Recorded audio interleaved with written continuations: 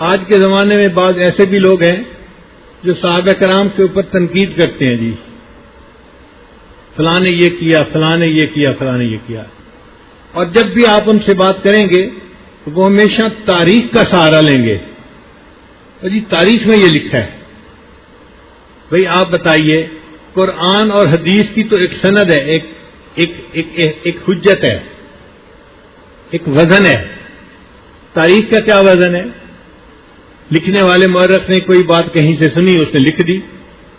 اور یہ بھی عجیب بات کہ 4 بڑے مورخ گزرے، جن میں سے 3 جو تھے وہ غلط عقائد رکھنے والے تھے، تو انہوں نے سنی سنائی باتیں ایسی جمع کر دیں کہ جن کو پڑھ کے عام آدمی بہک جاتا ہے۔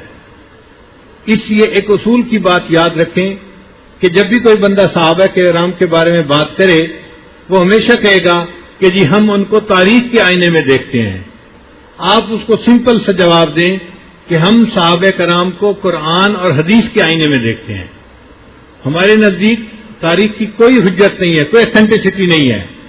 قرآن اور حدیث اصل ہے، ہم صحابہ کرام کو اس معیار پہ پرکھتے ہیں، اور اس معیار پر پرکھیں گے تو اللہ کا حکم نظر آئے گا کہ اللہ نے ان کا امتحان لیا، اولئک الذین امتحن اللہ قلوبہم للتقوی، اور وہ سارے کے سارے جو تھے وہ اس میں سے کامیاب ہونے والے تھے۔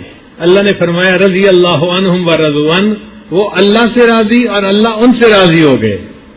اب جس جماعت سے اللہ راضی ہو گئے، اس جماعت کی اقتداء کرنا ہمارے لیے سعادت نہیں تو اور کیا ہے۔